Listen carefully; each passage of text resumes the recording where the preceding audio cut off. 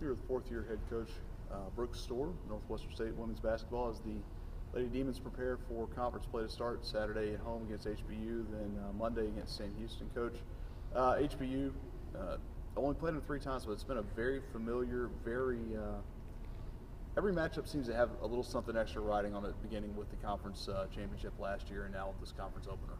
Yeah, we opened conference play with them last year and then didn't play them again until the championship game, and because we only play them once, and then we open again with them this season. And I think you see a similar style. I think you see 2 coaching staffs that want their players to execute and get a good shot every time down the floor, want to be solid defensively and mix it up a little bit, but really want to execute and be very solid offensively. And I think Donna does a great job in terms of getting her teams prepared and ready to play.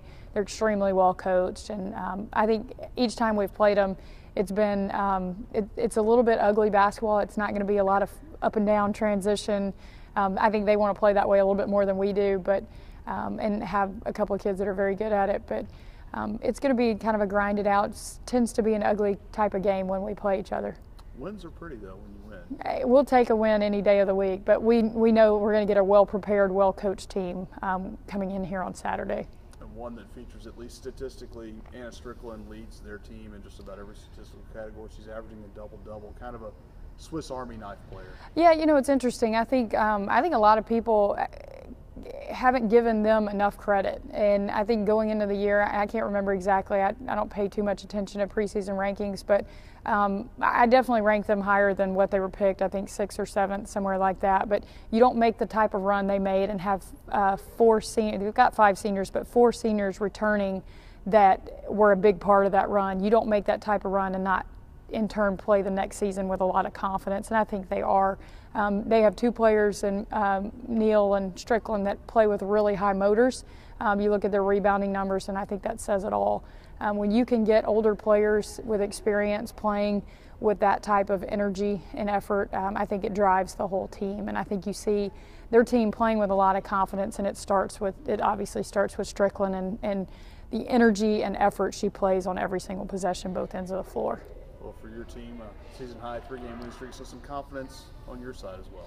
Yeah, I think we're starting to hopefully get into a little bit of a groove offensively. I thought we've executed pretty well. We've seen a lot of zone and haven't seen just a ton of man so far this season. So it's been nice to be able to have some practice time here over the last week to be able to work on our execution offensively. We saw a lot of man against Xavier on Saturday, so that was good, and just being able to see it in a game action live was good for us. So we've got to be ready to go and just kind of build on that confidence, and being able to play at home always helps. Everyone kind of enters the new year looking for new things, health, wealth, things of that nature. Health, something you guys are rolling into. Keisha Ledbetter back for the first time this season, played 26 minutes on Tuesday night. Seems to have responded pretty well. Yeah, it's been, we've all been anxious to get her back on the floor. It gives us, another veteran that understands what we're doing. Had her best off season. I've said that a couple of times now, but had really prepared herself, was competing like a senior, and we were really, really excited about where she was, both physically and mentally. And to see her go down was disheartening for her especially, and she's done extremely well in working herself back into shape and getting there. And it's one thing from running and practicing as opposed to being in game shape, and she'll get there. It won't take her long. We play 4 games in 8 days, so it probably won't take too long, but it's just great to have her out there. She gives us another added dimension from a scoring standpoint, from an attacking standpoint, and just experience-wise defensively. You guys also a quick turnaround going Saturday to Monday this week, as you'll get used to during conference season. But St. Houston State, I know you don't really like to look ahead, but just your thoughts on what the Bearcats. Shanice Robertson's back. She's playing at a high level. Absolutely. You have a senior that's one of the leading scorers in the league, played at a very high level for them last year. They have Beetle back inside, so that gives them another veteran post presence.